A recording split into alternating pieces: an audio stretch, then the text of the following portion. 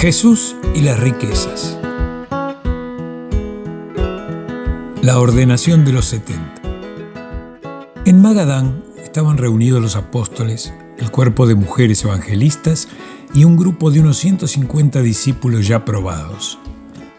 A esto se agregó Abner con otros 50 discípulos, y es así que comenzó una tarea de instrucción de parte de Jesús y los 12. Fue entre el 4 y el 19 de noviembre del año 29, y de allí el maestro escogió a 70 educadores para proclamar el Evangelio del Reino. Las tareas de preparación de este grupo se realizaron de acuerdo a la experiencia y los talentos de cada uno. Jesús daba una charla cada mañana, Pedro daba clases de predicación pública, Natanael se ocupaba del arte de enseñar, pedagogía diríamos hoy. Tomás mostraba cómo contestar preguntas y Mateo se encargaba de las finanzas colectivas. Los otros aportaban también algunas tareas. Se dispuso que el sábado 19 de noviembre por la tarde Jesús ordenaría a los 70, quedando bajo el mando de Abner. Además de él, había 10 de los antiguos discípulos de Juan, 51 de los primeros evangelistas y 8 de los más destacados de los últimos tiempos.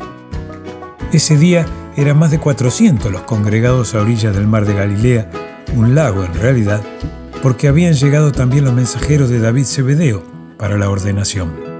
Jesús al comienzo dijo que la cosecha es abundante, pero los trabajadores son pocos, y los exhortó para que recen al Padre para que envíe más trabajadores para la cosecha. Les habló diciendo que estaba a punto de seleccionarlos como mensajeros del reino, para enviarlos hacia los judíos y los gentiles como corderos entre lobos. Cuando emprendan vuestro camino en parejas de 2 en 2, les recomiendo que no lleven ni bolsa ni ropa adicional, porque esta primera misión será de corta duración. No saluden a nadie por el camino, ocúpense únicamente de vuestro trabajo. Esto tiene que ver con que, de acuerdo a las costumbres de la época, el saludo implicaba un intercambio y una demora adicional. Siempre que vayan a quedarse en un hogar, empiecen por decir que la paz sea en esta casa. Si los que viven allí aman la paz, pueden quedarse. Si no, entonces deben partir.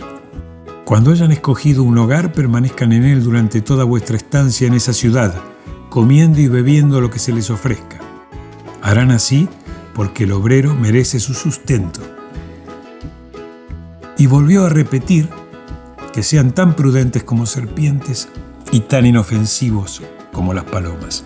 Donde sea que vayan, prediquen diciendo: el reino de los cielos está cerca, y ayuden a todos los que puedan estar enfermos de la mente o del cuerpo. Habéis recibido gratuitamente las buenas cosas del reino. Dad gratuitamente. Si la gente de una ciudad los recibe, encontrarán una entrada abundante en el reino del Padre. Pero si la gente de una ciudad se niega a recibir este evangelio, aún así proclamarán vuestro mensaje en el momento de marcharse de esa comunidad incrédula. A los que rechazan vuestra enseñanza, les dirán al partir: aunque rechacen la verdad, sin embargo, el reino de Dios se ha acercado a vosotros. Quien quiera que los escuche, me escucha a mí, y quien quiera que me escucha a aquel que me envió.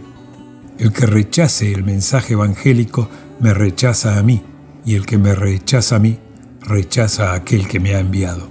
Después de estas palabras, los 70 se arrodillaron en círculo y, empezando por Abner, Jesús impuso sus manos sobre la cabeza de cada uno. A la mañana siguiente, divididos en 35 parejas, partieron a predicar a Samaria, Galilea y Judea. Deberían volver el 30 de diciembre al campamento, cerca de Pella, en Perea.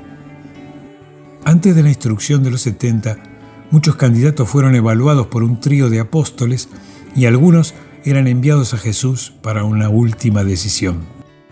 Así es que un discípulo ferviente le dijo a Jesús que deseaba unirse, pero su padre estaba muy enfermo y quizá moriría pronto. Su inquietud era sobre si se le permitiría volver para enterrarlo. Jesús le habló así: Hijo mío, Los zorros tienen guaridas y los pájaros del cielo tienen nidos, pero el Hijo del Hombre no tiene dónde recostar su cabeza. Si eres un discípulo fiel, puedes continuar siéndolo mientras regresas a tu hogar para cuidar a tus seres queridos. Pero no sucede así con los mensajeros de mi evangelio. Lo han abandonado todo para seguirme y proclamar el reino. Si quieres ser ordenado o instructor, debes dejar que otros entierren a los muertos mientras sales a anunciar la buena nueva. Y ese hombre se alejó muy desilusionado. Sucedió también que se presentó ante el maestro un joven rico, llamado Metadormo. Le contó que había sido miembro del Sanedrín de Jerusalén y había observado siempre los mandamientos desde su juventud, y quería que Jesús le contara cómo conseguir con seguridad la vida eterna. Jesús le contestó que hacía bien en resguardar los mandamientos, pero que el reino era la recompensa por la fe y no simplemente por las obras. Entonces Metadormo le dijo: «Sí, maestro, creo en todo lo que tú y los apóstoles me han enseñado». A lo que Jesús agregó que entonces en verdad era un discípulo y un habitante del reino. El joven le dijo que no se conformaba con ser su discípulo, sino que pretendía ser un mensajero. Jesús lo miró amorosamente y le dijo que lo convertiría en mensajero si hacía la única cosa que le faltaba: vende todo lo que tienes, reparte el producto entre los pobres y sígueme, que tendrás un tesoro en los cielos. El semblante de Metadormo cambió y se entristeció. Tenía muchas posesiones y había sido criado en la creencia de que tenerlas significaba un favor de Dios. El maestro quería liberarlo del amor a la riqueza, más que de las riquezas mismas. Los discípulos no estamos obligados a deshacernos de nuestras riquezas, pero los apóstoles y los 70 sí. Todos tenemos cosas y costumbres a las que nos hemos aferrado por mucho tiempo, y hay que renunciar a ellas como precio de admisión al reino de los cielos. Se puede pensar que si Metadormo en verdad hubiera tenido la intención real de deshacerse de sus riquezas, quizás éstas le hubieran sido devueltas y puestas a disposición del proyecto. Porque sucedió que más tarde, luego del establecimiento de la iglesia en Jerusalén, Metadormo sí hizo caso de la sugerencia del maestro, vendió todo y se convirtió en el tesorero de la iglesia, cuyo jefe espiritual era Santiago, el hermano carnal de Jesús. La riqueza no tiene nada que ver con la entrada de alguien al reino, pero el amor a las riquezas sí tiene que ver. La lealtad espiritual para con el reino es incompatible con la servidumbre a la codicia materialista. El hombre no puede compartir su lealtad suprema a un ideal espiritual con una devoción material. Pero nunca Jesús enseñó que fuera malo tener riquezas. Solo a los 12 y a los 70 se les pidió que compartieran sus posesiones en la causa común. El maestro consideraba que una inversión sabia era un seguro contra cualquier adversidad futura. Cuando la tesorería del grupo estaba en auge, Judas ponía el sobrante en depósitos para utilizarlos luego. Esto lo consultaba con Andrés, ya que Jesús nunca se ocupó de eso, sino solo de dar algunas limosnas. Cuando Jesús hizo el viaje por el Mediterráneo en el año 23, junto al comerciante Gonod y su hijo Ganid, antes de su vida pública, estando en Roma, un amigo, Angamón, le presentó a un rico comerciante, estoico, que le preguntó al entonces escriba de Damasco, como conocían a Jesús, ¿qué haría con el dinero si lo tuviera? Jesús le dijo que dedicaría esa riqueza material a mejorar su vida material, así como utilizaría el conocimiento y la sabiduría a enriquecer su vida intelectual y espiritual. Utilizaría la riqueza material para beneficio y ennoblecimiento de las próximas generaciones. El comerciante quería una respuesta que tuviera que ver con él mismo, por lo que volvió a preguntar cómo creía Jesús que debía desempeñarse al respecto. Jesús entendió que la pregunta estaba formulada desde el corazón, así que accedió a darle a su interlocutor una respuesta, aclarándole que era para él y para su conducta personal. Primero pregúntate de dónde proviene tu riqueza. Hay varias formas para obtener una riqueza material. La riqueza heredada la riqueza descubierta o la riqueza comercial obtenida de una lícita actividad de intercambio comercial. Puede ser también una riqueza injusta, producto de la explotación o esclavitud de semejantes, o proveniente de intereses devengados por un dinero en depósito, y también una riqueza derivada del genio propio, por la ejecución de talentos recibidos. Hay riquezas accidentales, obtenidas por circunstancias fortuitas o por donaciones, para una renta futura. También hay riquezas robadas y riqueza ganada, producto del trabajo personal, mental o físico, retribuido justa y equitativamente. Le pidió que dividiera su riqueza según su origen de entre esas posibilidades y la administre en consonancia. Cuando tuviera dudas sobre cómo actuar, siempre debía privilegiar la ayuda a aquellos que sufren las desgracias circunstanciales de la vida terrenal. El hombre rico no terminaba de entender y pidió más precisiones.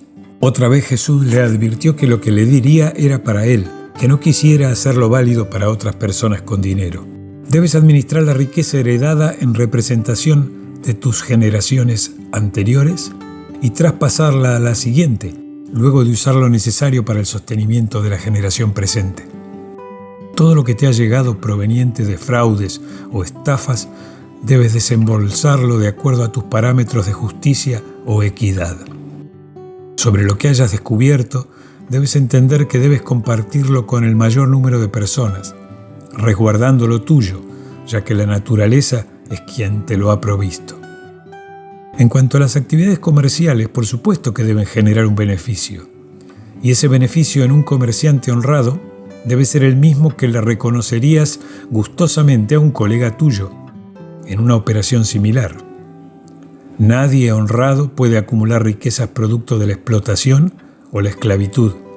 Ninguna sociedad puede funcionar armónicamente sobre la práctica de engañar al trabajador con su salario. Toda riqueza honrada tiene derecho a intereses, pero no te vuelvas despreciable y avaricioso como para practicar la usura. Si logras riqueza a causa de tu genio, reclama lo que sea justo. Es casi imposible generar reglas que sean totalmente justas al respecto. El genio le debe algo tanto a sus antepasados como a sus descendientes. También tiene obligaciones con respecto a la raza, a la nación y a las circunstancias de sus descubrimientos ingeniosos. Debería recordar también que trabajó y elaboró sus inventos como un hombre entre los hombres. Sería igualmente injusto impedir que un genio pueda incrementar su riqueza. Nadie debería reclamar para sí una riqueza que fue depositada en sus manos en forma accidental. Estas deberían ser consideradas para beneficio de un grupo o un sector social. Los hombres civilizados no siempre deben considerar para sí mismos aquellos que administran o controlan. Si la riqueza que tienes proviene del fraude o del robo, apresúrate a restituirla a quienes corresponda. Efectúa las compensaciones necesarias.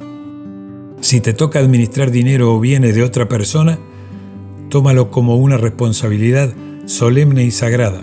No arriesgues ni pongas en peligro ese depósito. Aquella fortuna o riqueza que sea producto de tu trabajo o desempeño es verdaderamente tuya y nadie puede decirte qué hacer con ella, salvo que de su uso provenga algún perjuicio a tus semejantes. Cuando Jesús terminó de darle estos consejos, el romano rico se levantó de su diván y al desearle las buenas noches le hizo esta promesa: mi buen amigo, percibo que eres un hombre de gran sabiduría y bondad. Mañana mismo empezaré a administrar todos mis bienes de acuerdo con tu consejo. Esa conversación tuvo lugar en Roma a mediados del año 23, cuando Jesús tenía 29 años.